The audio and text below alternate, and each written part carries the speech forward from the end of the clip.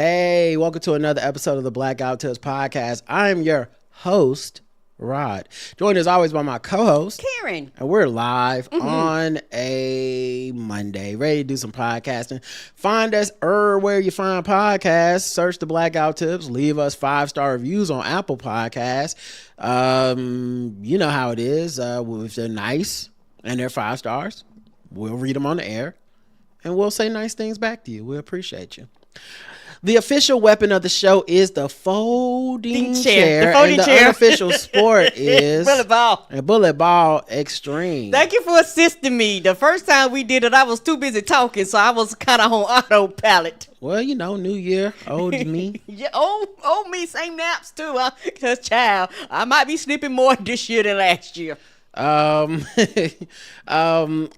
couple housekeeping things and little stuff for y'all. First of all, the video, it has been recovered. Shout out to Crowdcast. They got back to me, sent me the video file. I have put it on YouTube. So all the YouTube listeners, you should be able to go back and watch the video of the episode. That was a feedback show where we opened up gifts and stuff. Cause a lot of y'all was like, oh man, I wish I could have seen the cars. And so, it was fun. Y'all, so you got that. The other thing I did, starting this new year, on Patreon and on our website, if you are a premium, there's ad-free episodes now. So I have been putting the normal episodes everybody gets, but now you don't hear the ads. And of course, you still hear the music because I have to have those musical breaks to remind me where to put the ads. Plus it's a good, who doesn't like good vibing music? Okay. Right. What the fuck's wrong with y'all? Can I take a sip? Can I catch my breath? Right. Why am I being hostile? I don't know. You didn't say anything. You a listener in my head. I made you mad. Right. I made you up. You not even mad. I just made that happen. Not mad at all. But so you can get that way. People was very excited. I saw people on the Patreon like, oh my God, oh thank God, the Lord works. I was like, all right, calm down. Won't he do it? Yeah, they was excited. Like, let's go. So I appreciate y'all, and I hope y'all appreciate that. And that's all the housekeeping stuff for now. All right, Karen, did you want to get into the show? I have some random thoughts. Some banter? Yeah. That's what I mean. Yeah. Do you have any banter? Talk to me. Do you have any banter? Talk to me. Do you have any banter? Do you have any banter? I do.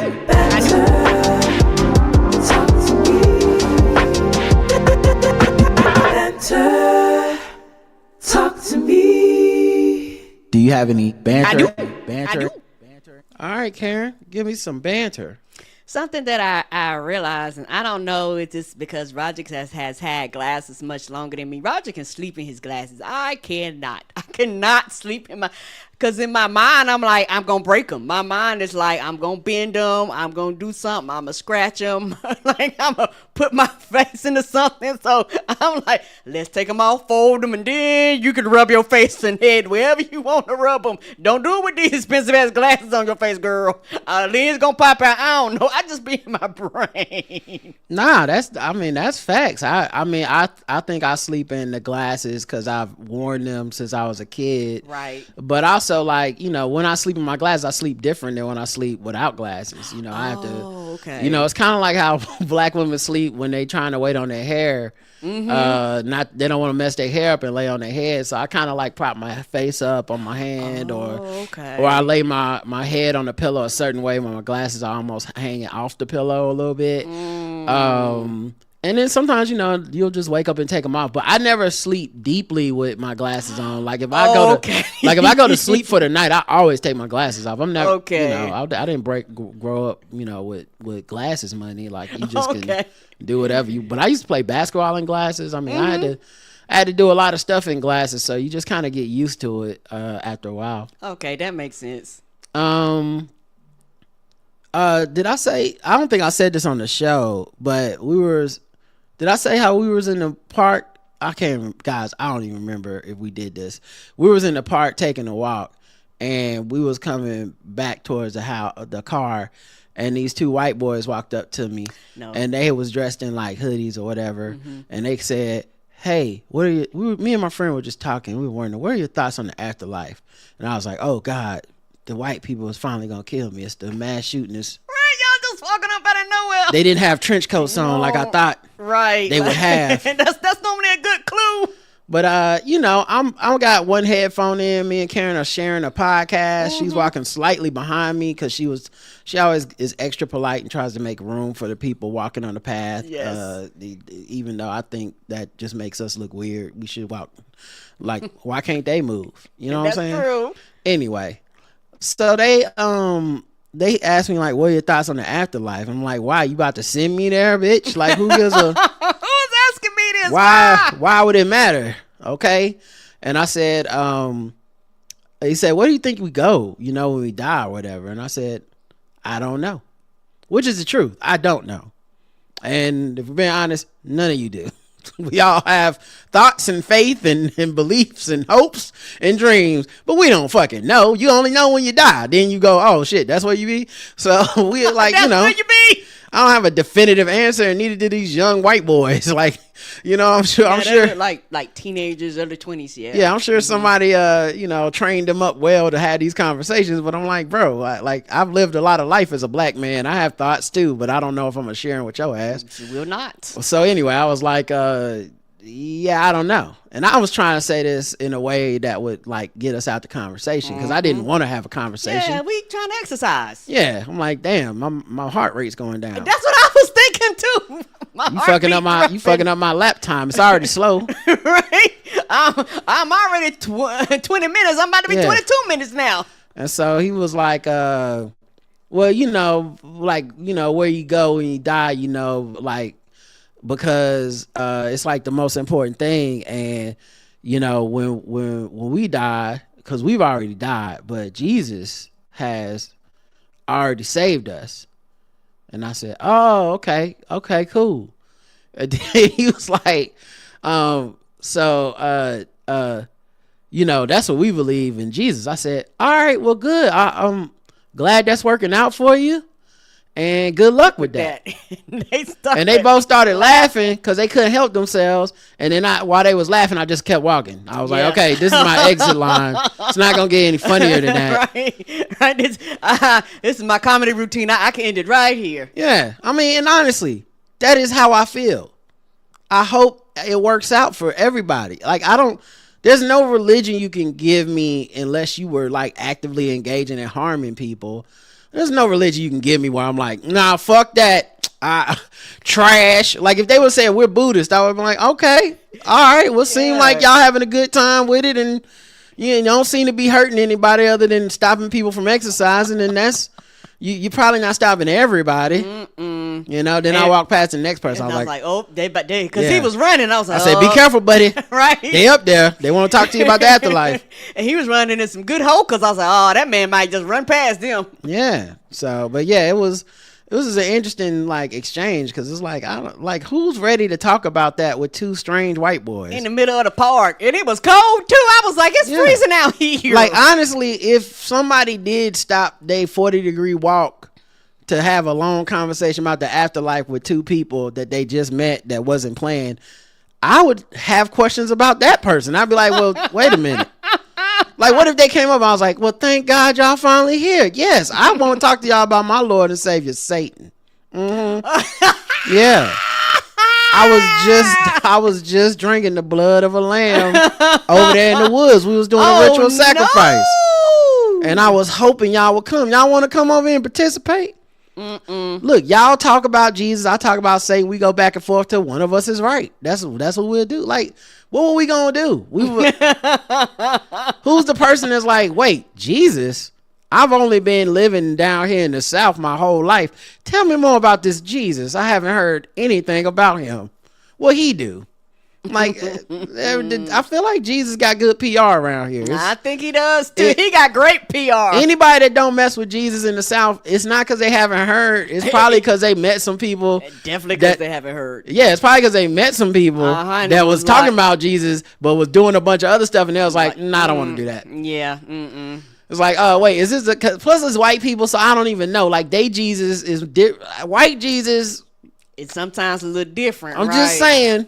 You know, white people, y'all know, the ones that listen, the three of you, y'all know y'all Jesus is not the same Jesus as black Jesus. A lot of white Jesus stuff is kind of like, yeah, I believe in Jesus. Okay, what does he do? First of all, he hates the gays and he has a big ass gun and he wants brown people out of his motherfucking country. That's what he wants.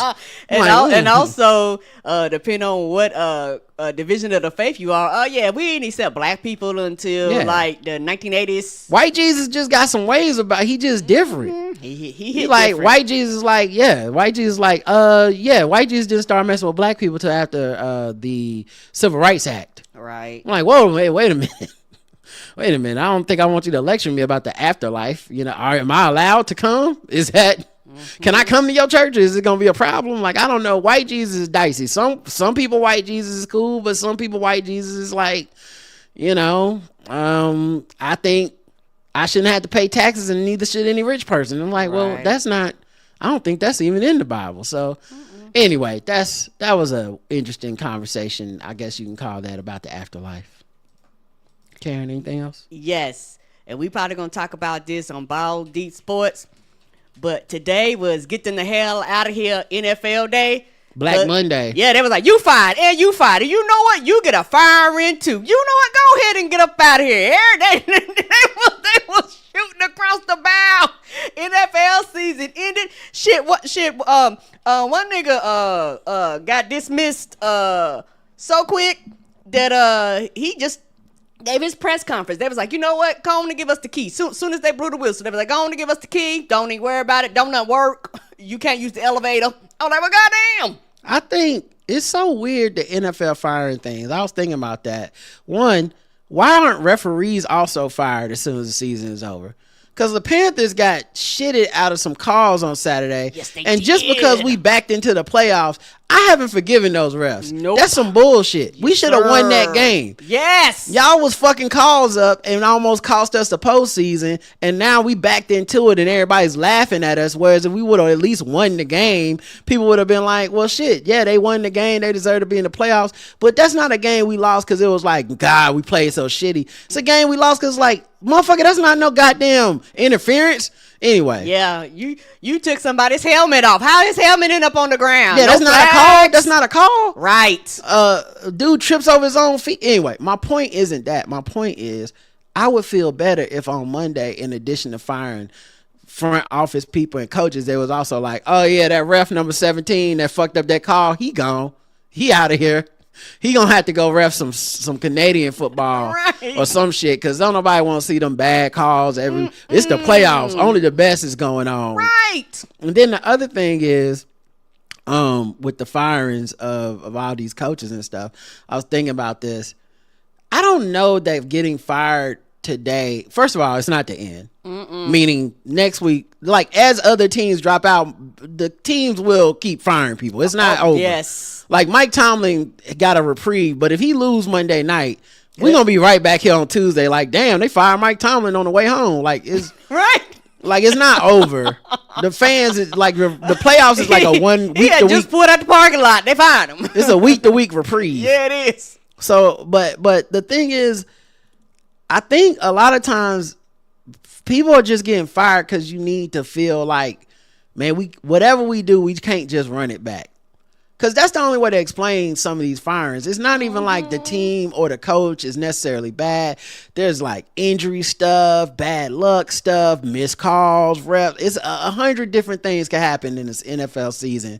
And the games are so random, even though, like, you know, the best teams and the fans of the best team think it's not random. It's random. It's you fucking step back, tear fucking Achilles, and I don't give a fuck if you're Patrick Mahomes or Tom Brady. Your season's over, and so is the team. Yeah, it is. But the point is, it is so funny how they fire the coaches, because I think a lot of times it's just like, man, whatever happening, we just can't do this again. Yeah, and like I don't even think it's like another coach would fix it 100%. It's just like, well, what we can't do is come back to the fans that just watched us do this shit and be like, don't worry, guys, we finna run it back again, but we gonna do it different. Like that works like 2 times most of the time, and then the next time it'd be like, yeah, you fired. And so a lot of these dudes that got fired, I don't know that they were necessarily 100% bad coaches somewhere, right. But some of these dudes just got fired because it was like, man, I don't know, we can't do this. We got to come back to the fans and be like, we need you to buy some more tickets, and it'll be a different guy in charge. Yeah. And for some of them, I was like, some of them I said weeks ago, I was like, oh, that nigga lost his job. Like certain things happened. I was like, you can't keep your job. You just can't. I'm just sorry. I can't see you coming back the next season with this nigga. No. So yeah, the Black Monday, I don't know why they call it Black Monday. It's only 6 black coaches. Anyway, did I have anything else? Oh yeah, I think I'm gonna steal derangement syndrome. I like that. So like when people have a problem with me, I think I'm just gonna start saying they have ride derangement syndrome. Yeah, like why are we letting Trump be the only one to have that? Right. I mean, if there's anything where there's no defense against it, meaning I could be right or wrong, and I can just say, no, it's not me who's crazy, it's you. I think I'm gonna just do that. You know, some of you guys get a little too lippy when you write in your feedback and you start talking down to me. I think I'm just gonna start saying y'all got derangement syndrome even when y'all write. You know, because they be like Trump derangement syndrome, and you just be like, no, that Trump did do that. He did. I'm not deranged at all. I think it is bad to be a pedophile. And they be like, no, that's derangement syndrome. Apparently, thinking it's bad to be a pedophile is making you crazy for Trump or whatever. And I'm just like, okay, maybe I should do that. You know, next time Evie writes in about Arby's, I'll be like, that's ride derangement syndrome. You don't even love Arby's. You just hate me so much that you can't even stop yourself from eating that nasty ass raccoon meat. Hilarious. That's it for mine. And my last one is, I went to go get my eyes checked today, and they like run all these tests on you. And one of the tests, they have you like put your eye in this thing, and they just tell you to look, and you kind of have to move back and forth, and it turns. I can never get that shit right. It's really hard to do because they be making this seem. I'm like, do I have MS? Are other people failing this as much as I am? Because they be like, you can see the green dot when you line it up right, but just right. And I'll see the green dot for like a blip, and then I'll like try to freeze there, be like red, then I'm green, blue. Yeah, I'm like, what the fuck is happening? Okay, you did. Why didn't y'all make this easier? Why don't y'all just have some glasses that you put on everyone's face? Anyway, I'm sorry. Go ahead. No problem. And not only is it confusing, when you do it right, it's like feel like your eyes got fucking Xerox, because all of a sudden everything turned green. I'm like, the fuck is happening? I can't wait for, like, I love that part. That part I don't care about, but I do understand. Like, it's not jarring because they tell you 27 warnings, and there's no warning you can truly have to prepare yourself for a flash, right? Right. But I'm more frustrated at the goddamn how long it takes me to line up. I don't know if it's just me, but because most people don't get it right. Like, you kind of have to slowly kind of move back and forth, right? And then they be fake patient.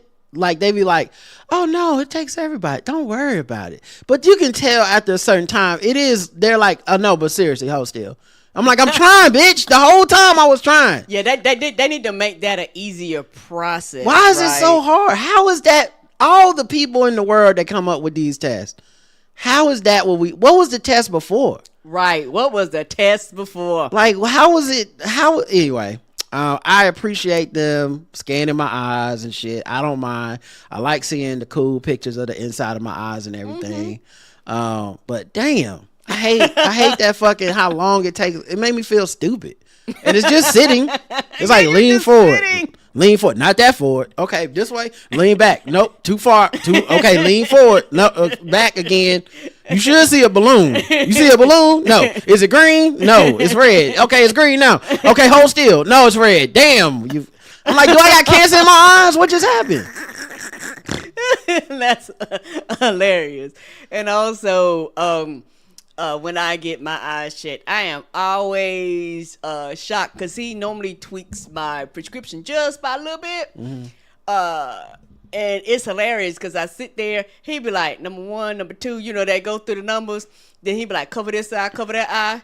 And then he get through one. I was like, oh, bitch, that's crystal clear. He was like, he He be like, it's not that big of a change. He said it just helps with the sharpness. I was like, well, shit, my eyes say it's a big change. My eyes say all of a sudden I can see details that I couldn't see before. And it's more to see like the finer print. That print on like the size. Okay, you talking about that. This is my black woman screaming at the clouds. Fucking people that make labels, they wrap around Advil bottles and like small bottles, make the font fucking larger. Them shits is like -4 print, and everybody, I can't read that shit. Nobody, you gotta pull out a motherfucking magnifier. Bitch, the instructions is on here. I need to be able to see and read that shit. It's too goddamn small. I'm sorry.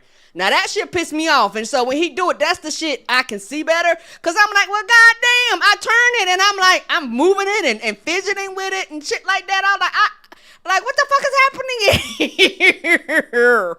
I'm sorry. Yeah, go ahead. What you looking at me like that? Cause I don't know how to tell you this, but that just means you're old, Karen. Okay. Nobody did anything wrong. You notice how we've been doing this show 16 years and you've never complained about that before? No. Because as you get older, your eyesight dips and you can't read small print anymore. It's why they have like the bifocal type glass. I forget what they're called now, but that's why they have that little section down there. It's just your prescription, but it magnifies it. That's why they have reading glasses in CVS and stuff that aren't even prescription. They're just magnifying glasses. Because as you get older, you need them. That old people call them readers. Okay, I need my readers. Yeah, I heard people say that before. Yeah, because it's just gonna get worse. Like it's never like your eyes are getting older. Your ability to constrict your in your pupils or whatever is getting worse. The writing has always been the same size. It's always been that goddamn tiny. Fuck them bottles, still. So you get mad, but that's the bottles didn't change. You did. That's life. Yeah. I still get mad. I still get upset about it. Yeah. I mean, you can be upset. I know it ain't gonna change nothing, but I feelings still got are feelings, I guess. upset. But I'm just saying, it's nothing. Maybe you should get the lenses that got the two things in them. Then where you look down like this and it gets bigger, because that's what those are for. Oh, the ones that have that real hard line on them, and they're not hard lines anymore. No, Oh. they actually look pretty they look like normal glasses to people on the outside, but to you on the inside, if you look down like that at the bottom, it zooms in. Okay. That's what he was. I mean, that doctor was explaining it to me. He always tries to tell me to get him, and then he tries to talk me out of it. I don't understand what he wants from me. Cause he'll be like, and as you get older, you might need these lenses that transition at the bottom or whatever the fuck. And I was like, okay, can I see that? And then he's like, well, you don't really need them. I'm like, well, why the fuck did you bring it up? I'm like, I do notice that I need to do like little tricks and stuff. I'll take a picture with my phone and zoom in or something on the picture and be like, okay, that's the serial number or whatever. But I'm not vain enough that I would be like, no, I have to look down. Oh, people gonna know my eyes is old. I don't give a fuck what they think about me. So I just want to be able to see it. Yeah, but he always talks me out of it. Maybe it costs more. I don't know. I don't know either. You gonna get new glasses? Yeah, I got the prescription to go get them, and I think the ones I have, he said I could just use these as backup, which is what I'm gonna do. Yeah, that's what I do. I always keep my old glasses till like what'll happen is like say the glasses from last year work. Progressive lenses. Thank you, Terry. The glasses from last year will work, and then the glasses from this year will work, but then like the glasses from like 4 years ago, those will be the ones where I'm like, okay, I can see the prescription and this is not good. You can tell it's different. Yeah, I probably got some that I probably need to get rid of. Yeah, because I've been doing this for a few years now, and so as you go on, I guess like I said, it's like a little tweak, and more of it is like the tiny print, and it help you see at night and all that stuff, and and I get like the transitional and all scratch proof and all that type of stuff. All right. Well, that sounds peachy keen to me. You ready to get into some other stuff? I am. All right. Politics till we get mad, I guess. I guess. fuck it, I guess. I didn't know she was black until a number of years ago when she happened to turn black, and now she wants to be known as black. People have got to know whether or not their president's a crook. Well, I'm not a crook. I've earned everything I've got. There's an old saying in Tennessee, I know it's in Jackson, probably in Tennessee, that says, fool me once, shame on, shame on, shame on, shame on you, shame on you. Fool me, we can't get fooled again. Tell you what, I don't know about you, but I'm going to go to bed. Psycho. Let's see. The Department of Homeland Security has accused the Hilton hotels of canceling ICE hotel rooms in Minneapolis. Okay, all right. Well, I'm glad I used my Hilton loyalty points. That's why I normally stay at the Hilton, and I don't want to see no ICE up in there. So the only ICE I want to see is in the machines that you that you use to make ICE to bring back to your room. But yeah, I appreciate them for canceling on them. In a post shared Monday to his official Twitter account, DHS alleged Hilton engaged in what it called coordinated campaign in Minneapolis, Minnesota to deny lodging to Immigration and Customs Enforcement and other immigration related personnel. Why? So you can arrest the people cleaning your rooms? Right. And that's the thing. Some people was like, you're not gonna come in here and harass our staff. We fucking don't have staff. Hotel can't fucking function because y'all got them locked up in one of our rooms. Get the fuck out of here. Also, y'all some bitches. Y'all always going to Twitter to tell. This why I be this why don't nobody respect y'all. Y'all are such bitches. We just want to come to the town, put up memes about us fucking people up, be mean, put out like make jokes about shit, step on pregnant women's backs, and then you guys want to stay in your hotel. Right. Someone slashed my tires. Like, you're fucking bullies that are also bitches. Like, I hate that about them, man. They put no room at the inn at Hilton Hotels. They sound like a celebrity that didn't get a first class meal. You know how them celebrities be on Twitter acting like the rest of us care. Like, I was at Delta. I did not get my salad. This is not croutons. Like, you are rich. No one cares. You didn't get the croutons on the flight. I am so fucking sorry for you and the rest of us in the back of this just drinking water. paying $75 for water. I'm sorry. Sipping on our sweat, hoping it makes it through the rest of this trip. Oh God, no, not you, celebrity. Oh, was your private jet but busy? Like, I don't want you to get bad service, but come on, you gotta know you're talking to a country of broke motherfuckers right now, paying student loans back and garnishing wages and being like, up to 30% of your pay. Hilton didn't honor our points at ICE. Like, what? When officers attempted to book rooms using government emails and rates, Hilton Hotels maliciously canceled their reservations. This is unacceptable. Why is Hilton Hotel siding with murderers and rapists? Yes, because that's what they did. They was like, oh, no, not ICE. You know, we team murder and rape over here. You know how we get down, okay?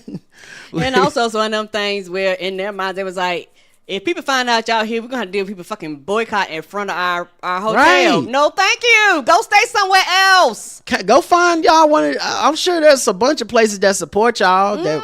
A bunch of places I don't want to go. Like, it's like when, like, man, I don't want to mess up which one it is because I know one of them is good, one of them is bad. But one of the, like, you know, home improvement store places supports them and one don't. Right. And it's like, I forget which one is which. So I know that there is Home Depot and Lowe's are the two, but I don't know which is on which side.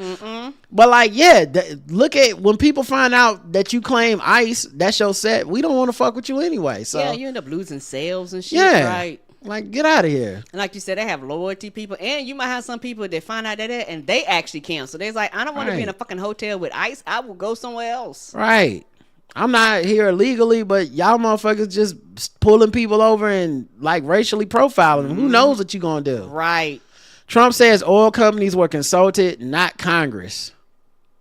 with his Venezuelan takeover. You mean the oil company that was not voted in, that does not have no authority, that the public didn't put in these positions, that cannot control the purse? You mean you that's what you're talking about? You said you talk to the people with the money. You ain't talk with the people that controls the money. It's crazy because he says the quiet part into a megaphone. It's as if everyone's like agrees, like, well, then nothing can be done about it. It can be. You know what I mean? Like, but yeah, these are the things that motherfuckers was mad at Obama for trying to give them health care, and Republicans were like, we are never going to work with him in any way again. And then Donald Trump just like, we're going to war, I'm taking over a country, and I'm kidnapping a president. They're like, yeah, well, I mean, he didn't do it for the oil, he did it for the democracy. And then he's like, I did it for the oil. I talked to the oil people, they said it was cool.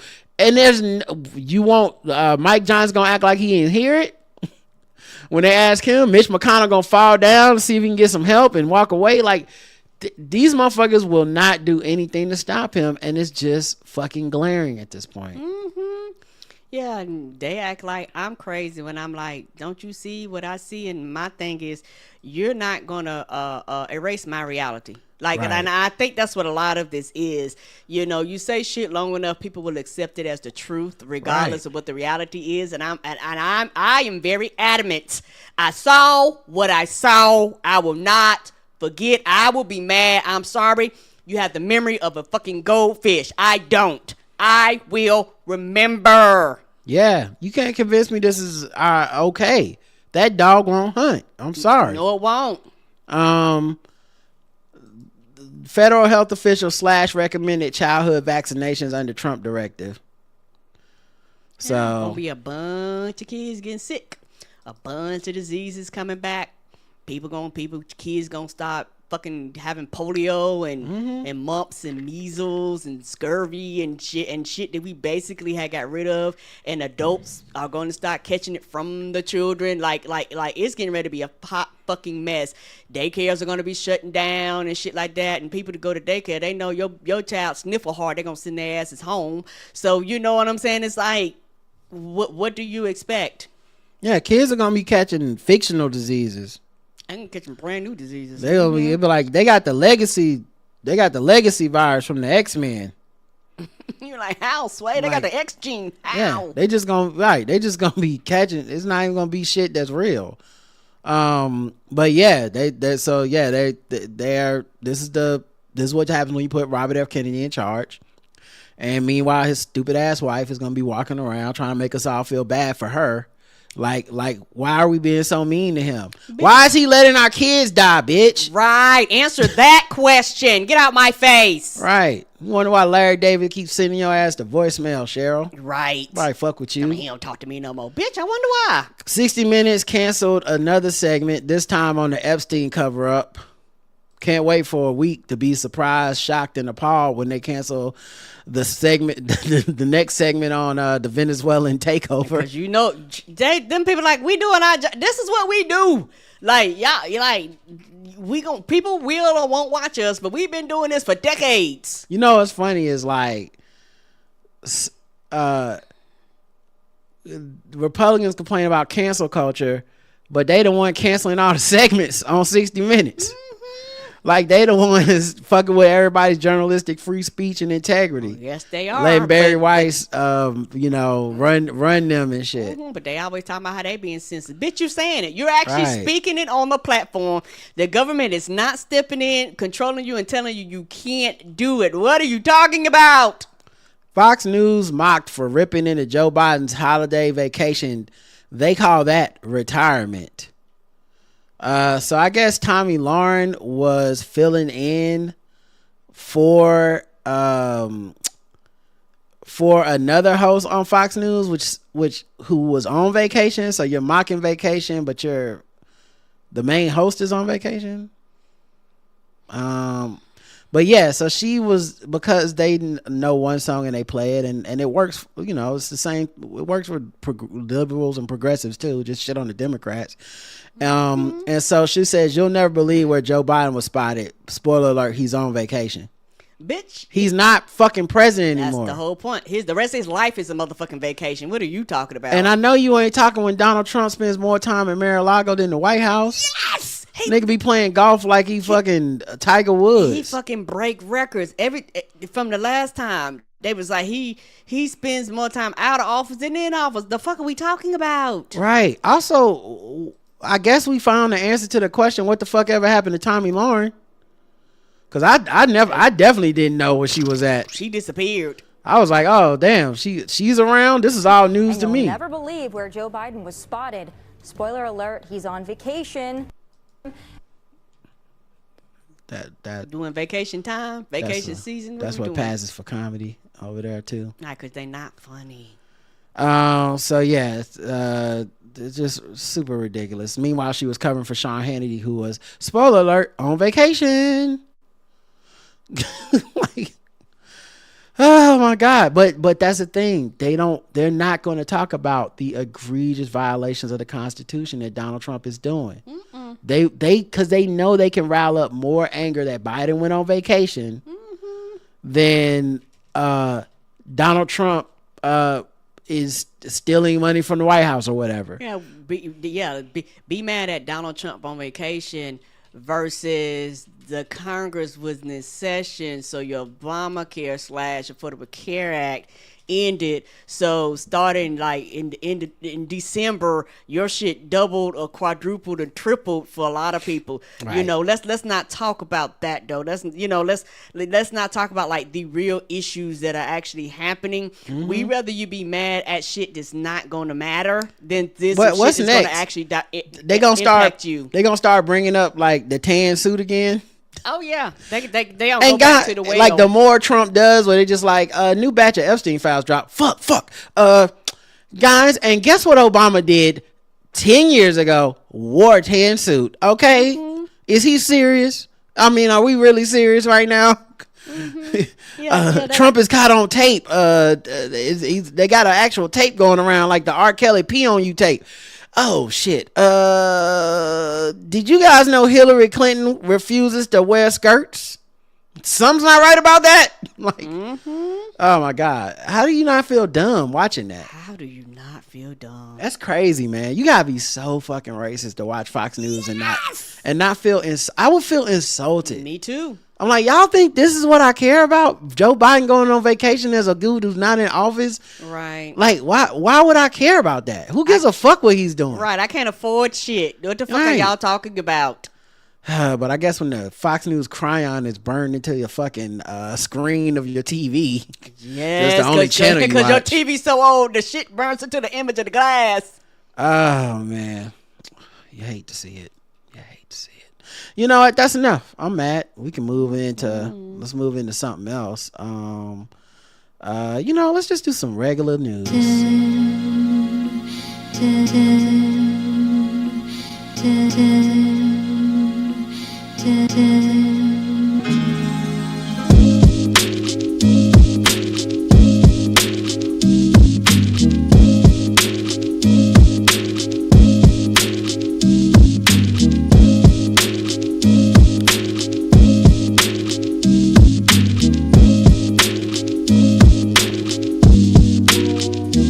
Needlessly irate R&B singer Trey Songz arrested after allegedly punching a New York City nightclub worker.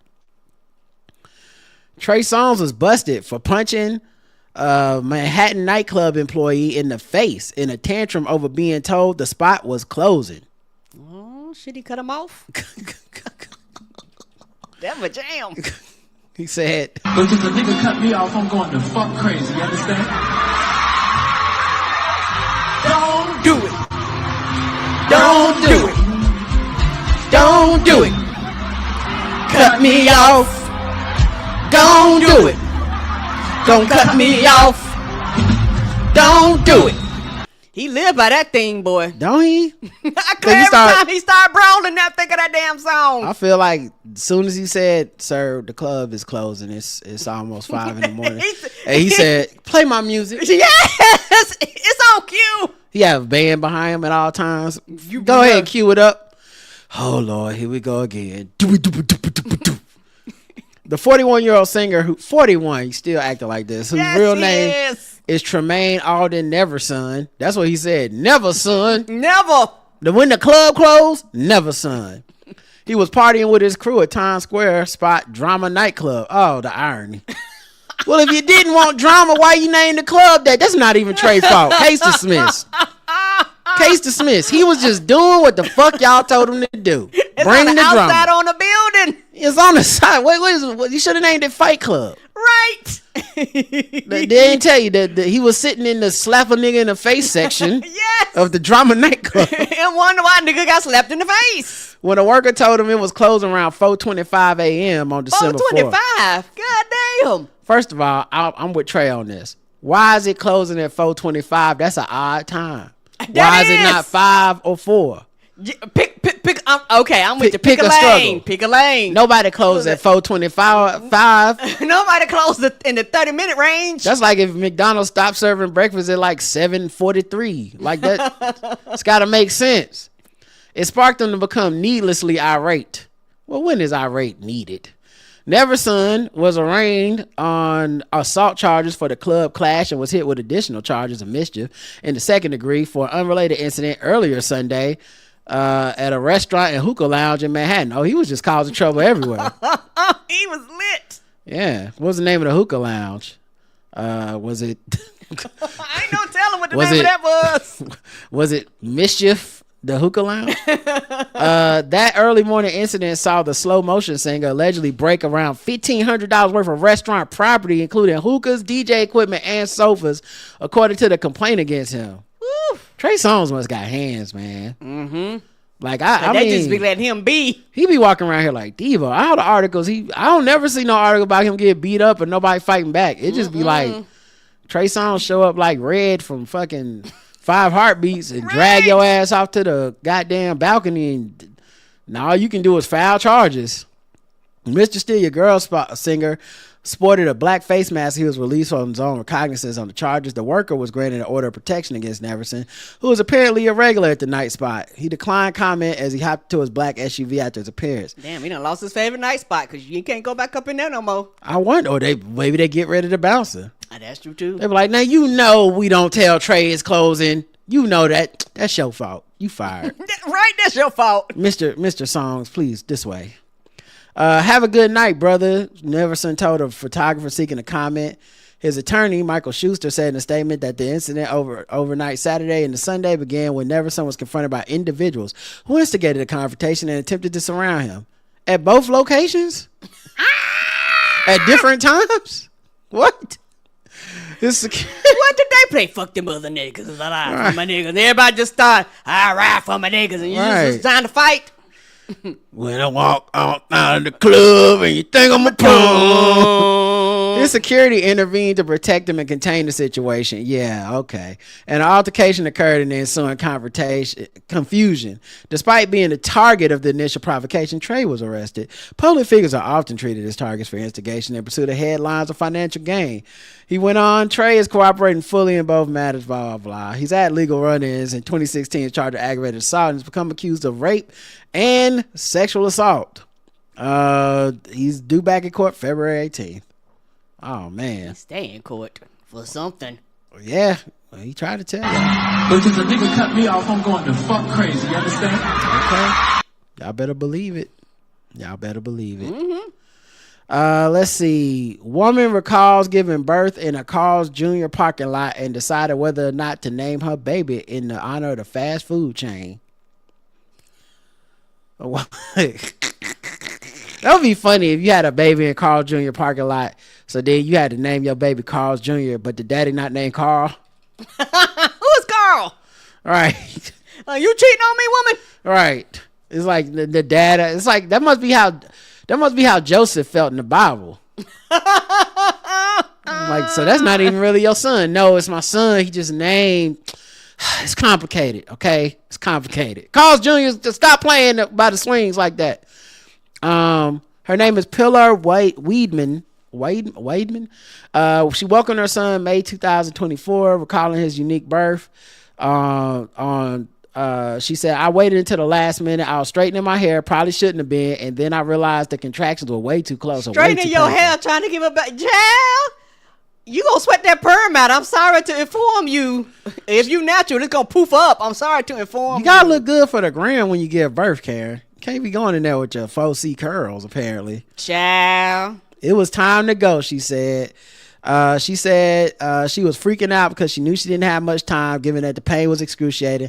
I couldn't even scream, the mother of 4 recalled. It wasn't excruciating for you to stop. And you've had 4 children. The couple went to a medical center, but they were denied entry because the location did not have a maternity ward.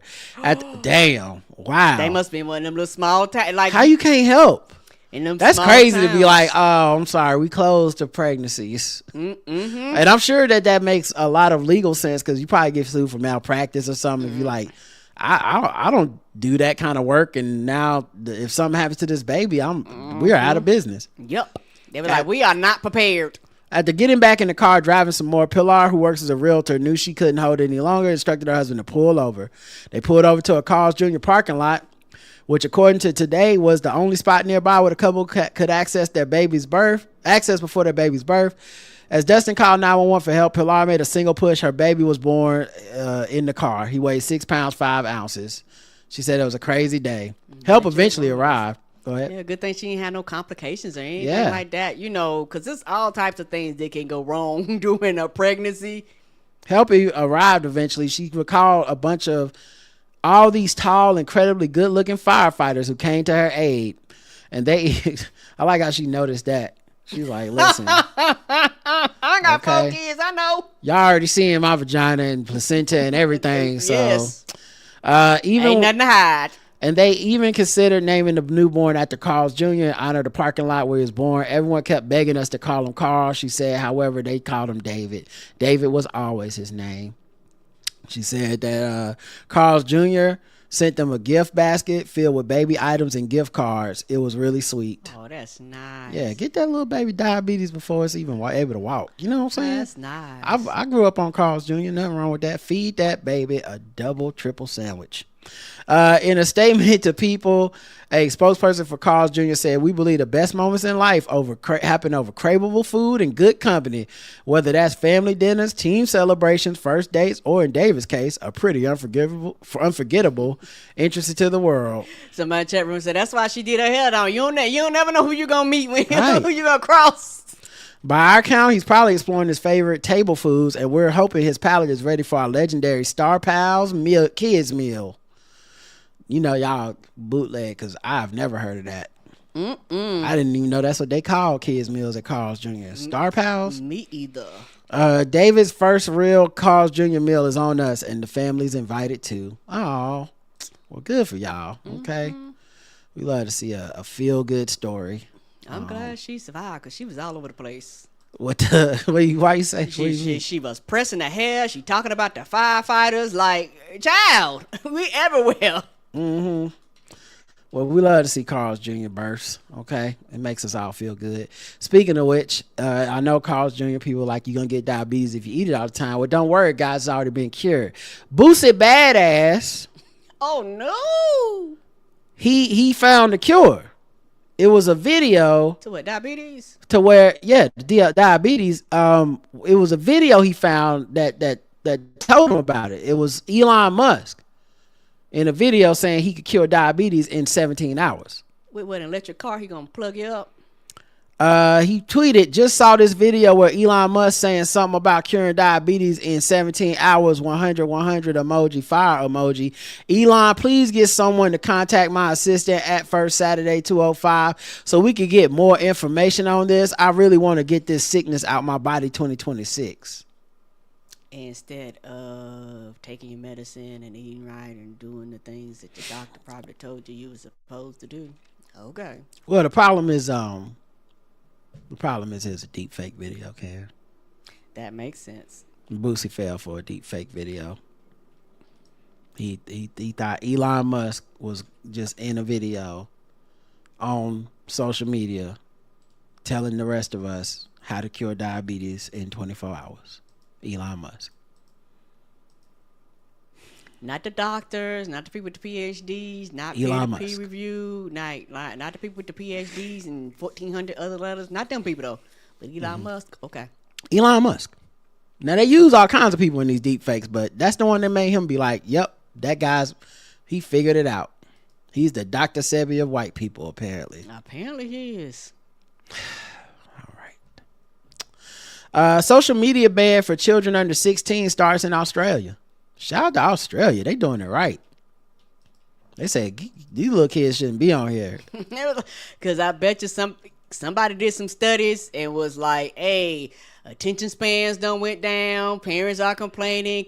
Schools are having issues. Kids need to focus. Like, I guarantee you somebody with numbers and statistics, because they actually care about their scientists and shit over there, they was like, nope. Yeah, I mean, I think also these tech giants don't care about us or our kids or our well-being or our mental health. That's why you have to have rules. So I think saying, look, let's just keep the kids off of it is probably for the best. We actually know from evidence that it affects kids' mental health, including like suicide and eating disorders and stuff. And their brains are developing. Like, they're not fully developed. And the thing I always have to point out to all of us, including myself and Karen and everyone listening to the sound of my voice, whatever it's doing to kids is doing to us. Yes, it We're is. not like kids is where we can all agree because we not kids anymore. Right. So we're like, yes, we should keep the kids away. But the truth is, it's like smoking a cigarette. We can't let people under 18 smoke because we know it's bad for you. It doesn't mean once you turn 18 then you start smoking. It's like, well, no, that smoke's good for like you 19.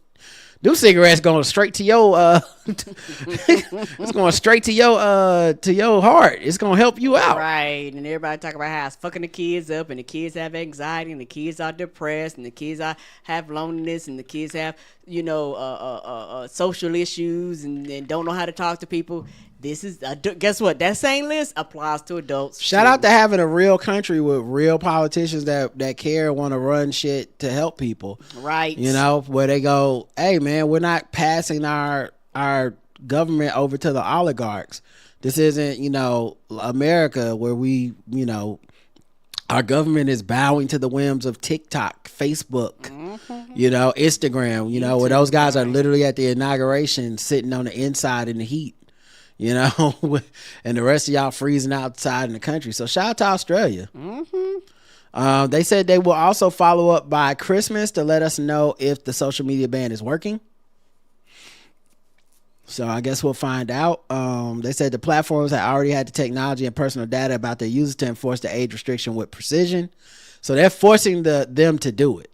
Facebook, Instagram, Kick, Reddit, Snapchat, Threads, TikTok, X, YouTube, and Twitch. Yeah, the government is like, if you don't want to abide by this, you can't function here. They will face fines up to $49.5 million Australian dollars from Wednesday if they fail to take reasonable steps to remove accounts of Australian children younger than 16. Now they was like, kick them off your accounts. And you know what, you prevent them being preyed on, like on these things, them being on these apps, and a parent wake up and they fucking kids gone because they done, DM somebody and shit like that, Yeah, I mean, that's one. Yeah, for sure. That's one of them too. But like, I really just think a lot of this is it's bad for your mental health. It's not even the stranger danger of it. Really, it's kids shouldn't be scrolling and see flat tummy tees. No. Like maybe everyone shouldn't be exposed to Aiden Ross and these toxic, these toxic manosphere motherfuckers that, Andrew Tate, shit like that. Stuff that our country refuses to take a stand on. Right. Andrew Tate is hanging out with the president in our country. Not that this is politics till we get mad, but isn't everything? But yeah, it all links. Yeah. All right. Let's see. What should we do next? Let's do a little bit of maybe some black capitalism. I don't think I got gender wars. Do I got gender wars? Let me check to see if we got gender wars first, guys. And if so, we'll do that. Okay, I think I do got some gender wars. All right, let's see. Let's look at this dumb shit people getting mad over. Because they are. We're going to war. Gender war. There's a war going on outside. Gender war. There's a war going on outside. Gender war. All right, Gender Wars. We go around the globe, find different content that people have put out there to talk about, men versus women, whatever, to get us all riled up. And do we get riled up and pick a side? Hell no. We judge how good is this content at making people get riled up and pick a side. Okay. Today's contest, and we judge it from 0 to 10. And today's contestant is a brother that is telling his son, his 6-year-old son, what a successful man should do. The caption says successful man. I don't know if that's his name. Or he just look like he smelled like black soap. I can see he's successful from looking at the way his beard is colored in. I said, that's a successful brother. Successful man explains to his 6-year-old son that providing and paying for everything in a relationship is part of being a man. All right. Y'all, listen, you already know how serious it is in my household as far as what a man is supposed to do and all that stuff. This is my 6-year-old. Watch this. KJ, lean up here. Pause that real quick. What is a man supposed to do? Pay 100% for everything. Bills. 100%. Car payments. 100%. Dating. 100%. Why? Because that's what men do. Come on, man. Smart little man. You hear me? All right, go ahead. Go back to be on your phone. We are supposed to do this as men. This is one of the first things our fathers should have taught us. That's how to be a true protector and provider, right? It's even in the Bible what men are supposed to be doing. You understand me? This is what we are supposed to be doing by far from the very beginning. So these little boys that's been telling y'all ladies, yo, you got to work at whatever case is. Nah, don't let me listen to them. We be trying to put this conversation to bed. Y'all be like, I'll put it to bed. All right, well, stop acting like it then. Stop doing 50-50 and we'll stop talking about it. The moment you do 100% and step up like real men, that's when I'll stop talking about it. That's why I'll let y'all go ahead, go whatever, do whatever you're supposed to be doing with your life. But until then, stay away from calling yourself a real man if you're not willing to take care of real man responsibilities. Let that woman be 100% in her femininity by you paying all the damn bills and let her be everything that she needs to be for you. So you can be happy. I'm only telling you things for you to be happy, if you understand what I'm saying. But whatever, that goes over little boy's head. Grown man, y'all gonna catch this ASAP, all right? So, you know what I mean? If you agree, you agree. Shout out to you. If you don't, oh well, I can't make you become a grown man. Your daddy should have did that. And then he zooms in on his son's chain at the end, because, the son got to wear a chain too. This has 818 replies. 216,000 views. Let's check some of the replies. Why are y'all teaching children this? They supposed to be learning how to save money and read chapter books. Men like this create women like this, and it's Cardi B. I don't. What is this video? What they got to do anything? I'm from a place, if you got beef, you let your banner cry. Ask him where he's from, he's not a... I don't know. I couldn't get past his beard shape to actually listen, unfortunately. That's hilarious. Is he also teaching his son what to expect out of a woman that he provides 100% for? When a man pays 100% of expenses, the woman has a separate role to play as well. Forget that noise. That's what men do that are in the position to do it. That's also what men do for women who deserve it. That's also what men do for their wives. That's from Underrated Dom. Somebody with a bunch of, this is definitely a bot, says, what this man said is not wrong. There is some truth. If you have reached a certain financial ability, I think you will be so generous. What's hard is that most of us can't achieve economic freedom. A lot of cartoon emojis. Real men provide fully for their families without expecting women to work. Modern equality has destroyed marriages by turning wives into competitors instead of homemakers raising strong children. Clearly seemed like another bot. We need more fathers like this, says Amara. She said, hey, holla at me. The son is going to become a simp. This person, they posted J. Jonah Jameson laughing. Why he wearing so much makeup? Father of the year, he doing a great job, says Jolene 452052001. Man, the bots have taken Twitter over by storm, man. It's not even close. Like these, I don't know if any of these are real people, and they all bought the blue check mark. So the bot forums got the $10 to give Elon every month? That's crazy. Apparently they do. Anyway, Karen, how do you judge this content? There were a lot of all those people, like there were bots on there, but yeah. So let's just treat some of them are bots, some of them real. We don't know 100% either way. Okay. I'm going to score this kind of high. Oh, okay. The biggest reason why I'm going to score this kind of high, because he kept the energy. He talked about men and just like what they do and how they provide. He was very strong. He was very adamant. He didn't back down. You know, he bought his son kind of as the backup thing, you know, kind of as a backup. I liked that his tone was kind of loud. I like that from looking at him and from the way he talked, I was like, oh yeah, you're going to get comments from both genders. You're going to get dudes saying that you're right. You're going to get dudes saying that you're wrong. You're going to get women, you know, coming in and basically saying, you know, this is what you're supposed to do. You're going to have women coming in, but like, I don't need nigga to do all that for me. And the biggest reason why it doesn't get a perfect score is because he didn't tell women what they need to do. Because like if you want a perfect score, like I'm trying to hit all the notches, you actually need to do this and then tell women what they supposed to do. You know, that's a great point. So what score did you give it? I gave it a 9. Like 9? Okay. Yeah. And that's the biggest reason because it's not about how you personally feel. Like it's of course not. Yeah. It's about did you complete the task? And the task was to put something out there to strike a chord so that people will comment and like something like this. Facebook love bullshit like this. Like it's just certain platforms that I know that this will kind of go viral on. The chat room is giving it very low scores. Lots of 2s in there. So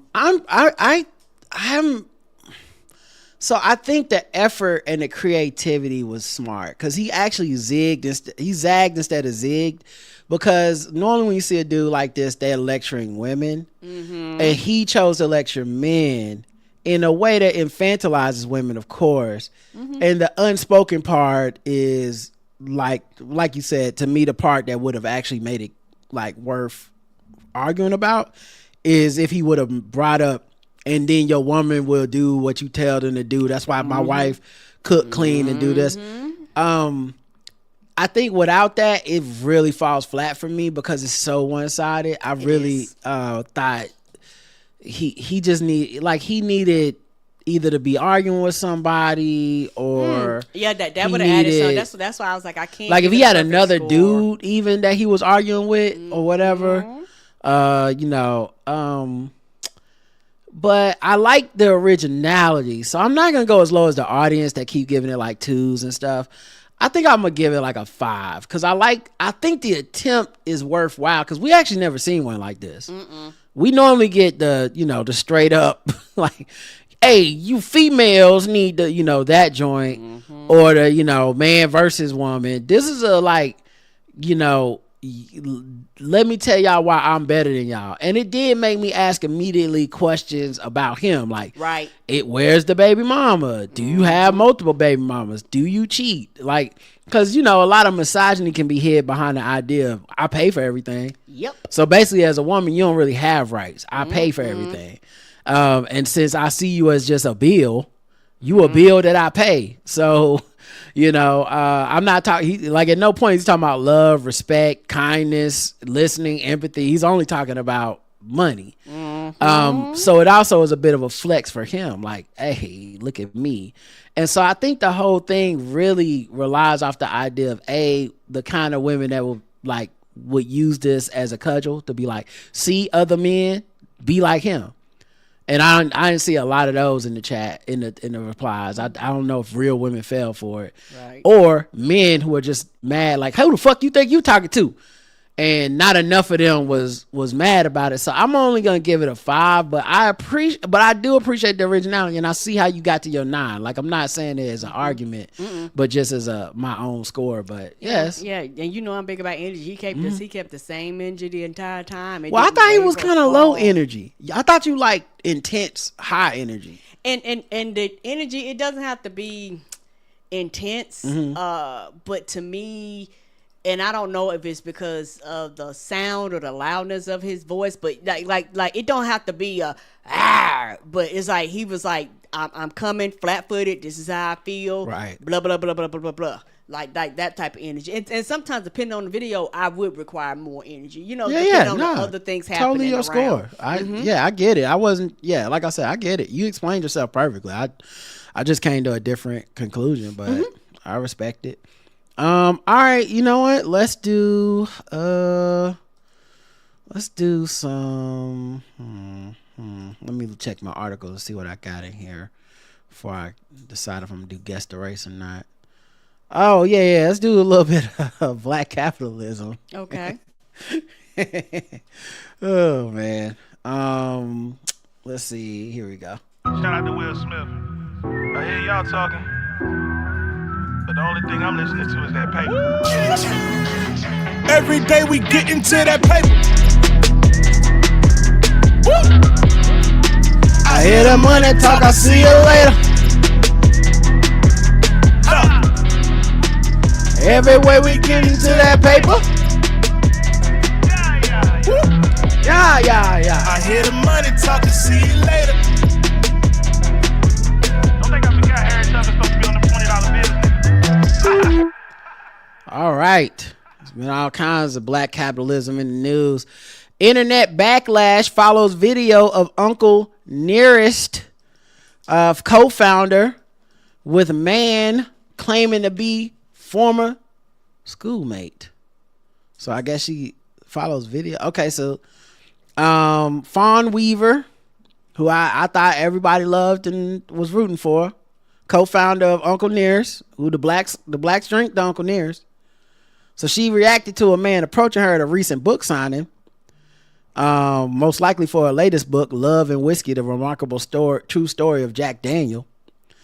But when she had did this, when the man approached her, apparently she must have flexed on him or something in some kind of way that made people that saw the video be like, hey, that's not right. Fawn shouldn't have did that. That brother was just trying to speak to you. And I guess he said they knew each other in like grade school. Yeah, depending on how far your memory go back, you might not remember. Yeah. Mm-hmm. Which makes sense. I mean, that you wouldn't know. Mm-mm. Although I guess you are at a, like an event or whatever. So that, I guess, maybe that's part of the problem. On Twitter, they do have the video. It's 3 minutes long. I don't know if I'm watching all this shit, but let's see if we can get to the incriminating part, guys. She's on trial. Hello. Okay. Hello. There's bottles. There's what's happening. I'm this the is owner of Blunt Wine. Nice to meet you. You've communicated with me, and thank you so much for being personable. Yes, it's ma'am. Peaches. Every question. Okay, come on. Thank you so much. Peaches. Nice to meet you. Okay. He's gonna put. Okay, we're gonna. You're gonna hold this. Thank you. We're gonna put it in the car. Okay. All right, She's got it. She's taking a picture it. with She's this. taking it. So this is not the person. So she seemed cool with this person.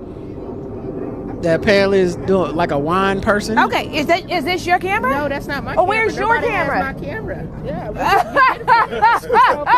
Thank you. That's even better. Thank you so much. Anybody? Yep, that's fine. Thank you so much, Ms. Weaver. Yes. Oh, she got the wallet phone. The wallet, like she got a wallet phone case. Mm-hmm. Oh. I wouldn't let nobody hold my wallet phone case, take a picture. They might take the money of the cars out. Mm-hmm. Shout Congratulations. Thank you. Thank you. Yeah, absolutely. Hey, sis. I'm a what fan you got? Because Oh. I am the one from City of Stonecrest. I'm always bothering you, and good friends with Mayor and Lily as well. Aww. And the mayor couldn't make it today, so she told me I'm her executive assistant. She told me, and you. Okay. So far we 2 for 2. Okay, is this the last? Nice to meet you. Thank you. I appreciate you. You coming in? Jay, can you put this in, or do you want me to hold this since it says Office of the Mayor? Yeah. Okay. All right. All right. 1, 2, 3. Okay. I appreciate you. Thank you. Thank you. Thank you for your support. Can I take a selfie with you? Very quickly, because I got to get in there. There we go. All right. Good to see All you. right, yeah. No. Come on. Hello. Oh, okay. So this must be the guy. You remember me? He pops up out of nowhere. Well, you hit the you remember me. First of all, this angle is not flattering to show him at this. He looked like deranged in this angle. I'm not saying he is, but like this is not that was like, you remember me? It's like the uncle that's like, come hug my neck. Anyway. Yeah. No. Come on. Hello. How are you? We're just in the same class as 6th, 7th, and 8th grade. Washington. So I'm supposed to remember you because you Naeem? Okay. Okay, can I tell y'all that this man just said, "Do you remember me?" I said, make it make sense to me. He said, we were in the same class in the 6th, 7th, and 8th grade. Pasadena, Jamar, me, you, Naeem, and Sharice. He's being serious, though. Are you being serious? I do not. I'm sorry. No, I don't remember the 6th, the 7th, or the 8th grade. Well, we were in the same class. Okay. Me, you, and well, Naeem. it's nice to meet you. Pleasure to meet you. Yo. Hello. I'm out. Okay. Okay, that was it. That was the right. Hello. Thank you very much. Okay, I guess that was the interaction that so it was backlash. People did not like that she flexed on him, that she did not know him about that, whatever. And so it was caught on video, went viral. The unnamed man. Mm-hmm. Oh, go ahead. Go. If I say you want to finish, I think finish. Go ahead. So they just described the interaction anyway. But they said one commenter, Hustle Simmons, had a simple yet effective response. Auntie tripping. Another person said, that's a fair question to ask. That's 3 years. It's okay if she didn't, but you shouldn't embarrass the man. If he reacts impulsively the way she did to him, he'd be wrong, wouldn't he? Grace is everything. Another person said she got a bad spirit on her. Not only did she call it out, she made a spectacle of him and started to preach to the congregation. Get her out of here. God ain't in that behavior. Okay, Karen, go ahead. I'm about to say it's a little bit of column A, a little bit of column B. Okay. He could have approached her a little different. Cause that shit is creepy. You remember me? You look right. That's actually how I walk up to people. Everybody else is very friendly. Even if I just seen you like earlier that day, I'll be like, "You remember me?" I'll be like, "Damn, am I gonna get stabbed? What is happening here?" Like it's very creepy, stalkerish, vibes on his end. I'm just because when people. Sometimes people don't realize how they come off to other people sometimes. Right. And then it just might be his personality, how he is. I'm not knocking that at all. Yeah. But it was just like the initial interaction was just weird.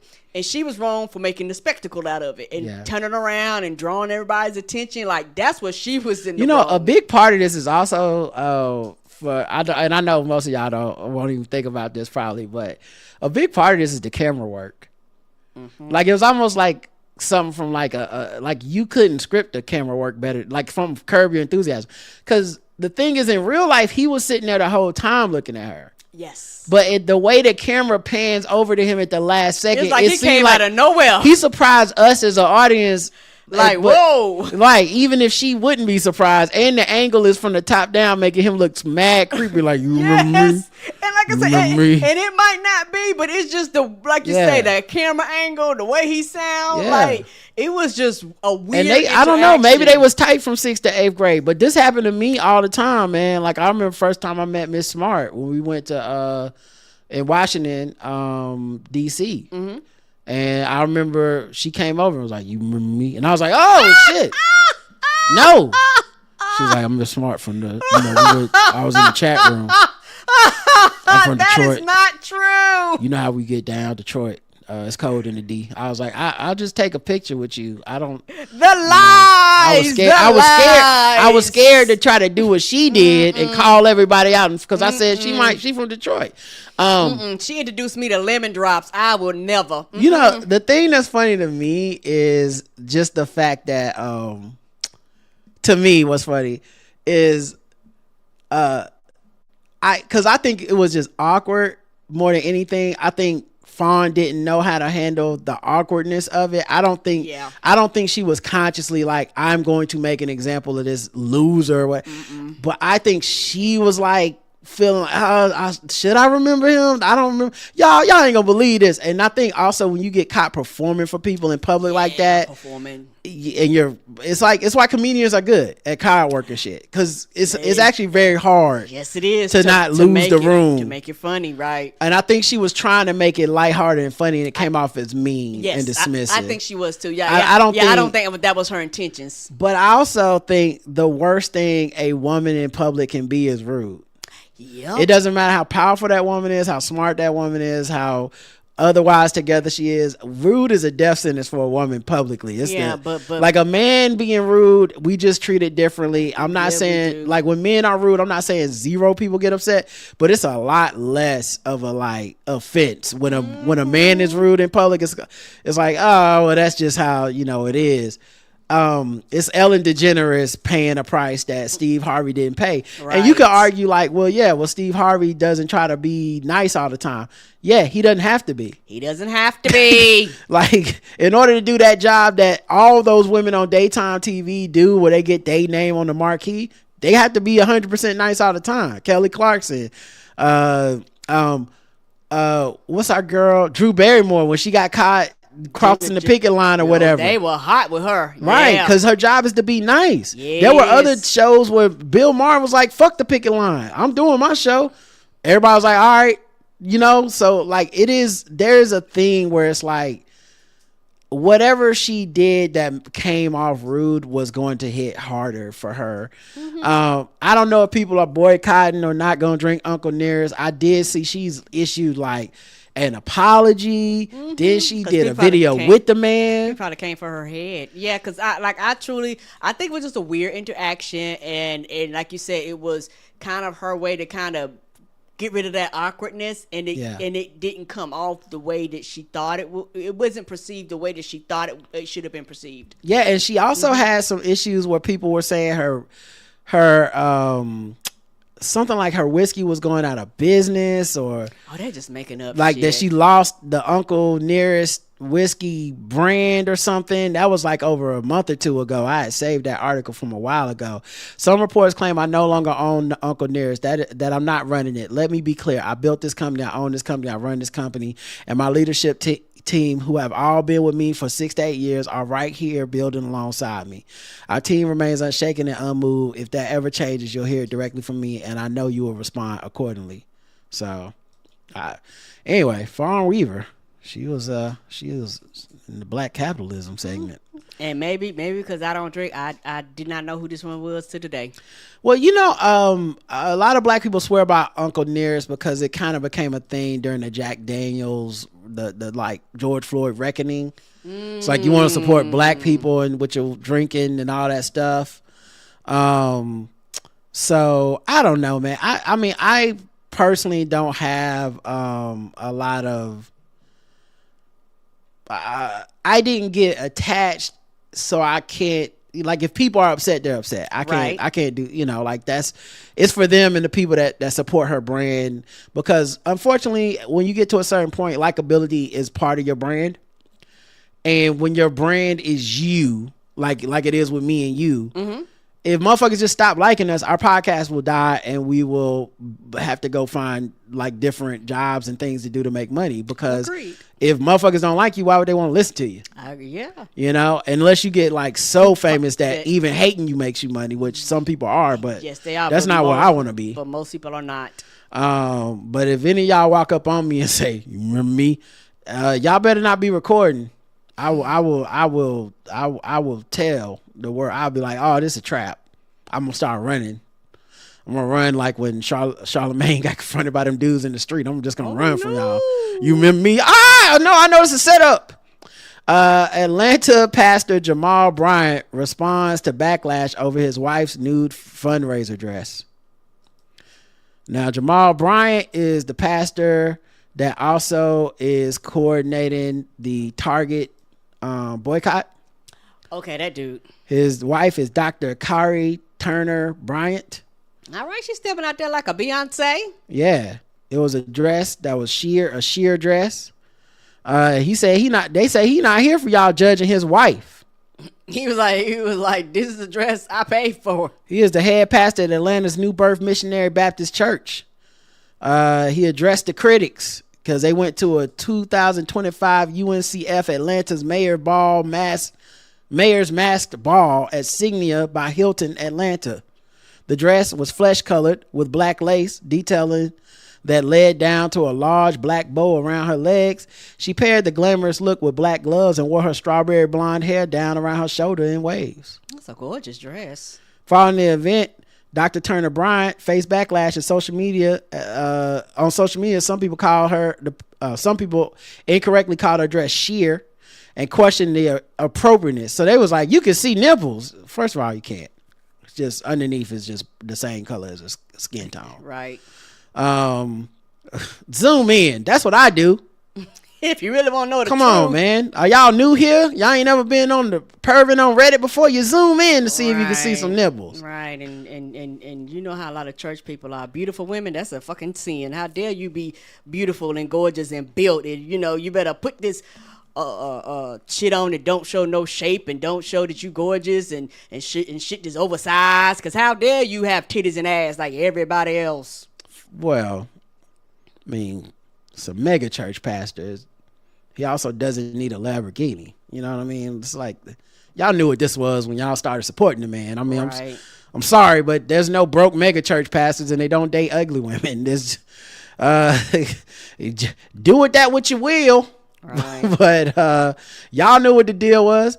He said, I need to get this straight. I need to deal with it head on because the other day the internet went crazy about a dress my wife had on.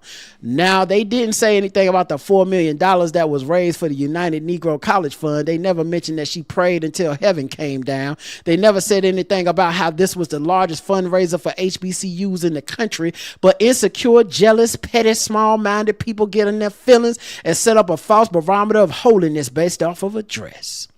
Now, you got to help some people because some people are going to embrace the full knowledge of ignorance without any assistance for understanding. The dress was not see-through. The dress was flesh color. I needed to set the record straight. I bought the dress and I like it. And I don't care whether you like it or not. She ain't married to all. She married to me. Yes, sir. She married to me. And I sucks them titties, okay? I be on them. That's not for y'all to suck. Mm-mm. Okay, I don't care if y'all eat ass. I do. That's what you might as well Don't worry about pastor. Don't worry about me. Doing a 69. Worry about if you 69 in your soul to the Lord. She thanked him for speaking. Now, I love you, baby. Thank you not just for me, but for every woman who has experienced what I continue to walk through. Now, what other women? Come on now. All women ain't married to pastors and got people being like, damn, you showing a lot in that dress, sis. Your words have been like a healing salve to my heart and your arms like a warm bath, a warm bubble bath, slippery and wet and hot. I see you tonight, baby. And your pulsating massive manhood was heaving by my bosoms, which were also heaving. She didn't write that. Not a day passes that you don't affirm who I am and how much you love. You are him. Thank you for, well, first of all, God is him, because you did put it in all caps. Come on now. Thank you for always covering me, she said, unlike this dress, because you're going to get these curves. The pastor used the caption of his post to bring the focus back to the issues facing the black community. The dress issue was dealt with last night at New Birth. Now we must address. Yeah, pastor. Use that wordplay. The dress issue was dealt with last night.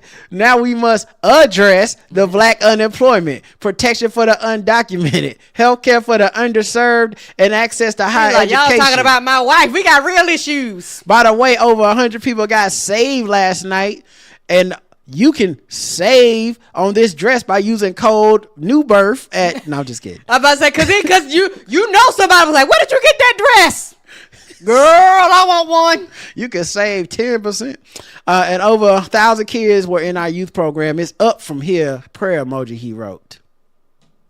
And his wife reshared several messages of support on her Instagram stories. So there you go, guys. Here's all I'm saying.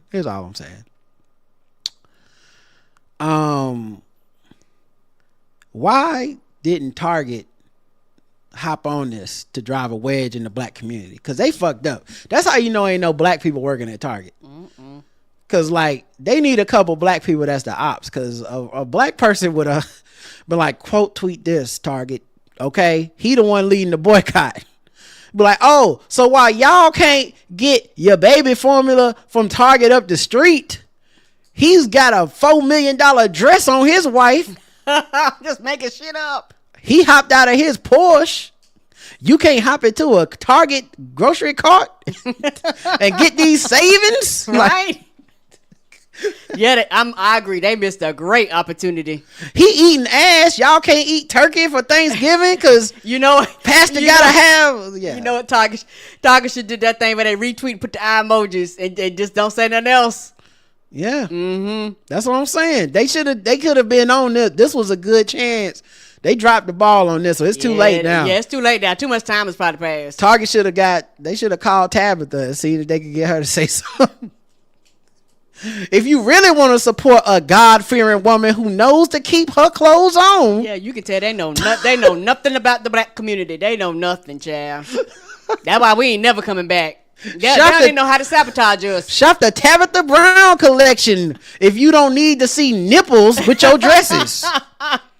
We just over here getting cookbooks and Afro pics. Oh man, Target's fucked up, man. All right, that's it for black capitalism. That's hilarious. All right, let's do one last thing. Let's do guess the race.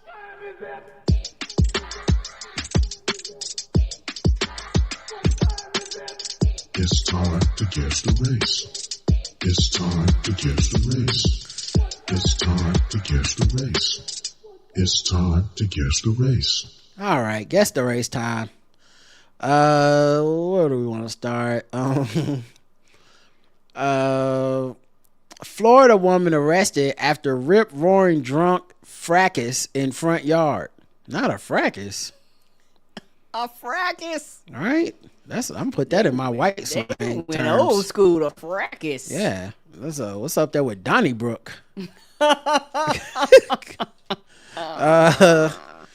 So, Florida woman was arrested last month after a fully nude marital spat in public view. Oh, right. She must have been wearing that dress.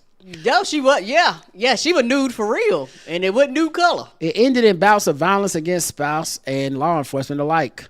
Oh, everybody was getting the business. Leilani Sullivan, 24, stands accused of 1 count each of domestic violence, battery by strangulation, battery on a firefighter, resisting an arrest with violence, and resisting an officer without violence. Man, damn, who beats up firefighters? Right. I thought their approval rating was high. Resisting an officer without violence. Yeah, that just means you was like, you can't put them cuffs on me. Okay. I was like, hey, what? Or she was just like, I know you are, but what am I? You had a right to remain silent. I know you did, but what do I? Whatever you say, I'm rubber. Anyway, it was. The defendant's husband said the two had been arguing when the dispute went up a notch, courtesy of his wife, according to a criminal complaint. The alleged victim said Sullivan was very intoxicated, started screaming and cursing at him. The nature of the argument was not revealed in the charging document. When deputies arrived, the alleged victim said his wife also intentionally choked him by applying pressure to his neck to the point where he could not breathe. Well, damn. You might ask, how drunk did she get? Said the Polk County Sheriff Grady Judd out loud in a Facebook video recounting the incident. Oh, brother, she got rip-roaring drunk. Took off every bit of her clothes when we found her. Not rip-roaring drunk. Rip-roaring drunk. Rip-roaring. Now, that's some serious drunk right there. Yeah, you don't never want to be rip-roaring. If you rip-roaring drunk, the night is over. Yeah, that's always bad. But she got rip-roaring drunk in the front yard, took off every bit of her clothes. When we found her, she was in the front yard of the house after biting and slapping around her husband, who dialed 911. So we tried to arrest her. She didn't like that at all. At that point, a female sheriff's deputy attempted to help the defendant put clothes on. Those efforts were apparently not welcome. Then when the deputy was putting the clothes on the defendant with the help of a female firefighter, she attacked the firefighter by means of striking her in the chest. Damn. Judd ended his commentary with something not entirely unlike a public service announcement. How much do you have to drink alcohol that is to rip off all your clothes, slap your husband around, bite him, and then lay down in the front yard? I can't answer that, but Leilani can. She's currently being detained in the Polk County Jail at $16,000 bond. Karen, guess the race of Leilani Sullivan. I'm going white because we use the word as rip-roaring. Okay. Rip-roaring drunk? Mm-hmm. She was having that fracas in the front yard, so... Mm-hmm. She was having that ruckus. Yeah. Let's see what they say in the chat room. Naked in Florida, white. Survived the encounter, white. Only white people are capable of becoming rip roaring drunk. That is true. I've never seen a black person rip roaring drunk. She was one of the Rock's people, Samoan. Leilani Sullivan is related to Jasmine Bust the Windows Out Your Car Sullivan, black. Rip roaring equals white. The correct answer is white.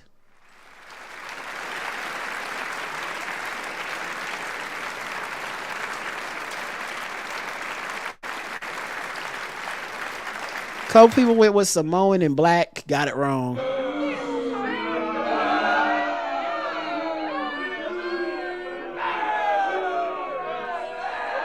Also, yeah, she look like she'd do it again too.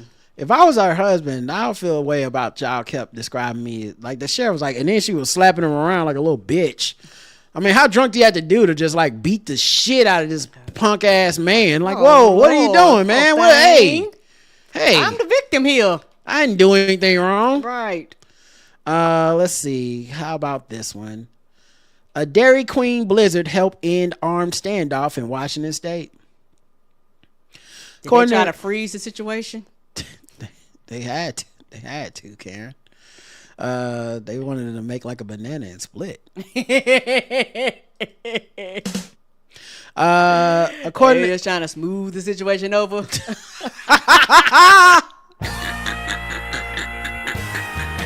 I couldn't help myself. Nah, you had to sprinkle some. I don't know. That was a stretch. Sometimes I have bad puns, guys. I cause them like a season. Elijah Reagan was the man. He's 40. He set fire Sunday night to his apartment by using a mortar to shoot a firework into the ceiling. A mortar? What's that? Mortar is like in the army movies and stuff. They shoot them. They shoot like a explosion straight up into the air and it comes down. Yes. Okay. I know they make that like whistle sound. Yeah. Mm-hmm. So he shot a mortar into his own ceiling. The resulting blaze into the ceiling. You weren't even outside.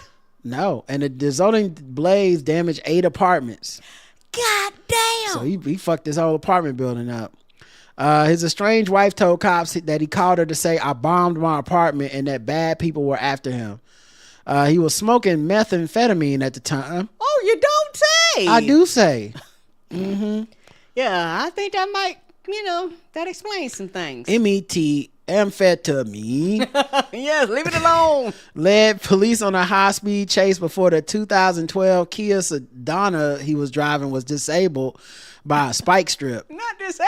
Reagan had a shotgun, bottle rockets, fire logs, and lighter fluid in his vehicle. Oh, damn. He wanted to blow up. Yeah, he did. An armed standoff followed where police seeking to arrange his surrender. So then he demanded a blizzard from Dairy Queen. He requested a meal from Dairy Queen as a condition of surrender. Cops purchased a blizzard and a hamburger from Dairy Queen and brought the food to the scene of U.S. Highway 195. Once it was delivered to him via a tactical robot, 4 hours after the fire started, his Reagan, whose auto had been boxed in by armored vehicles, surrendered. He was booked into jail on a felony arson and looting charges. Reagan is being held on $250,000 bond in advance of his arraignment tomorrow. So they did not identify what flavor of blizzard he wanted. But Karen, guess the race of Mr. Elijah Reagan. I'm going to go white. Let's check the chat room. Miss Barnes says the real bomb demon white. Shout out to you watching the Rizé arc of Chainsaw Man. That was the bomb demon. Mm-hmm. Rizé was crazy. Reagan that says yes to drugs white. White. Shit. Also the Reagan said yes to drugs. They just sold it in the black community. Mm-hmm. Message. He wasn't rip roaring drunk. He was lit black. White PNW is a refuge of theirs, Pacific Northwest. Lactose tolerant white. White people shit. The correct answer is white.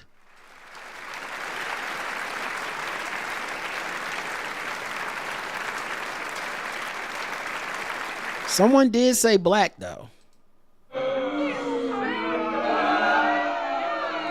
Yeah, and that's the picture of him, by the way. Crazy. Yeah. Another reason why I said, oh my gosh, you blew it up, made it worse. Yeah, he was going through it. Oh my gosh. Only a blizzard can cure that kind of crazy. Ooh, them wrinkles upside your forehead said, nigga, you done had a life. Yeah, he want to say, you remember me? Yeah, he do. All right, were you about to say something before I go to the next segment? I'm about to say for the fact that he made it out of the building alive and got his key and nobody whooped his ass for burning down that goddamn apartment. I was like, oh yeah, you definitely white. Cause niggas would have been like, my apartment on fire, bitch, you did it. Oh, they wouldn't have had to worry about getting you, cause they'd have whooped your ass when you got to your kill. They didn't say chocolate ice cream. That's how I knew. Bitch was white. I ain't racist. How can I be racist about anybody or anything in my life? How can I? Call them niggas. Just call them niggas. It's time to get the race. Gold chain wearing, fried chicken, biscuit eating, monkey ate baboon, big guy, fast running, high jumping, spear chucking, 360-degree basketball. People are crazy. DoorDash driver told to slow down, responds by putting elderly man into a coma with a circle punch. Damn, how you do it? You just wound up in a circle and knocked the man like. Does it mean like your whole arm or you spin it like this? Like what kind of circle punch we doing here? Sucker punch. Sucker. Oh, sucker punch. Yeah. I thought you said circle punch. I see. Yeah. I was like, what kind of He hit the circle button on Street Fighter. what kind of pop-out punch you doing, sir? What the fuck is this? A 75-year-old Michigan man is fighting for his life after a DoorDash driver allegedly punched him in the face after the victim told the suspect he was driving too fast in the neighborhood. Well, that's one way to respond. Slow down. Slow down. I will slow down all the way to a stop, actually. Yeah. Get out of my car. Police in the Detroit suburb of Wixom said they were called to a home in the area of Barberry Circle and Winding Way Drive shortly before 5:30 p.m. December 28th for an unconscious and unresponsive elderly man who was lying in the road. Investigators learned the man was possibly involved in a road rage incident. Let me tell you something. He wasn't involved. He wasn't in the road rage. The road rage happened to him. Yes, it did. He was not in the vehicle. He was involved in the way that officers have involved shootings. Yes, that's how he was involved. He was not a part of the road or the rage. Well, now it's fitting to involve you. You in the road because of my rage. Yes, you are laying in the road. Shortly thereafter, a 40-year-old man, Ryan Turner, arrived at the police department to report he was involved in an incident and allegedly admitted to punching the man because he felt threatened. Oh, this is like an officer-involved shooting. Turner, who was making food deliveries for DoorDash, said the man fell down and hit his head after the punch. Police said, "Thank you. You have the right to remain silent." Yeah, sir. You can just turn around and put these on. Yeah, we gonna go ahead and take you to jail because you didn't report this immediately. I like that he thought he would be able to explain it to the police in a way where they'd be like, that makes sense. Turner said the man confronted him about speeding, which is also against the law. So check this out. I was doing 75 in a 15 through a school zone. Right. This asshole's like, slow down. I know I almost hit 2 kids, but damn. So the fries gonna deliver themselves? I mean, come on, what are we doing here? So I got out the car, because now I'm already late. Cops arrested Turner on a misdemeanor aggravated assault charge. He since posted $35,000 bond. Oh, getting it like that at DoorDash. According to Detroit ABC affiliate WXYZ, the victim, Lloyd Poole, remains unconscious in his hospital bed after doctors performed emergency brain surgery to remove part of his skull. God damn. Oh, that's some Detroit shit right there. Woo. You could tell. Okay, it's cold in the D. He sucker punched my dad and my dad never got up and he drove away, said Poole's daughter. Shaw said her father is still in a coma. Could be like this for a day, could be like this for a week or a year, she told WJBK. People are crazy, she said. You cannot anticipate how people are going to react, obviously. DoorDash released a statement. What occurred was absolutely appalling and unacceptable. DoorDash has zero tolerance for food being late, and this food was 10 minutes late because of this fight. Nah.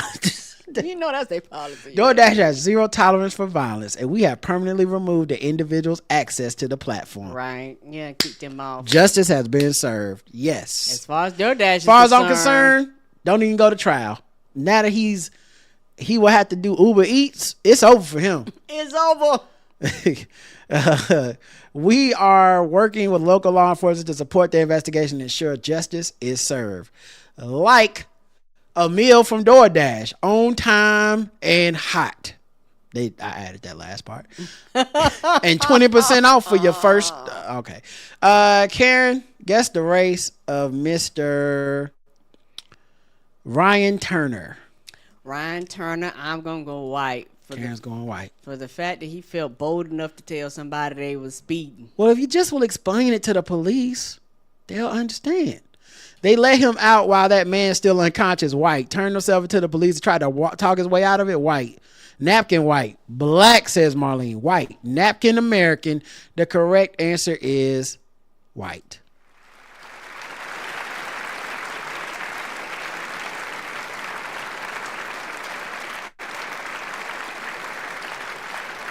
One of you did miss it. You said black. And I hope that man dies. Then it's going to crank that shit up to murder. Yeah. And elderly abuse. I'm surprised they ain't tucked that in there. I don't know how old this man is, but he probably ranked, close to that elderly abuse age. Mm-hmm. Well, if it was Florida, you get a certain, like, they ratchet the crime up for hitting old people. Yeah, you can't. Y'all do that in all states. Don't be beating up on these old people. Old people go down there to retire, so they like, nah, you can't be just beating them up. Fucking up our money. All right, sword ratcheting this time.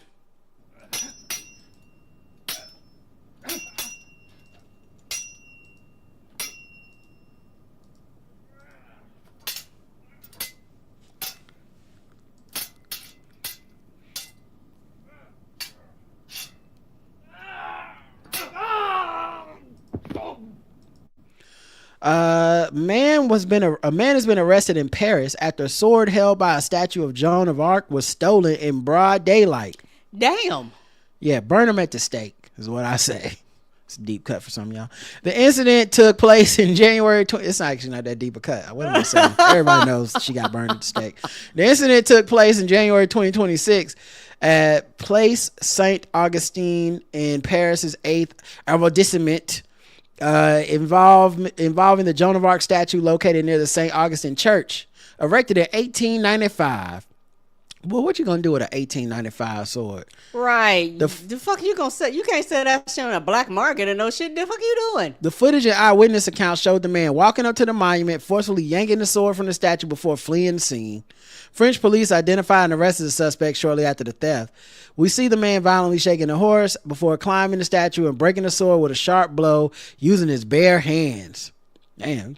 How strong is your hands? Might want to try to pull the sword from the stone next. So you got that type of toughness.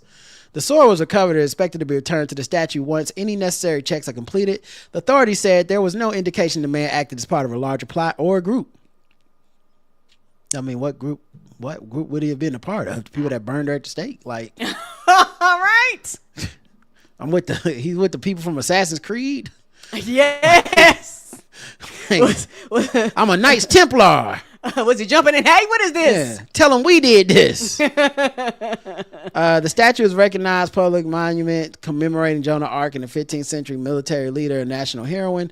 A motive for the sword's removal has yet to be ascertained. The incident echoes another case of public vandalism that took place in November 2025 when an Australian teen was charged for allegedly sticking googly eyes to a sculpture nicknamed Blue Blob. That's hilarious. Yeah, that does not seem familiar. Those don't seem the same to me at all. Googly eyes and stealing the sword are not the same. Yeah, that don't seem the same at all, but okay. Googly eyes mean a parent turned their head and that baby said bloop bloop. Right. Yes. All right, y'all, that's it for this episode. We'll be back Saturday for sure. The schedule throughout the rest of the week is toss up. We got games to go to, and I don't know what Justin's schedule is for Balls Deep. But yeah, if you want to hear commercial free stuff, just premium people, that's a new perk. And everybody else, we'll talk to you soon. Until next time, I love you. I love you too. Mwah. Bye, everybody. Have a good one.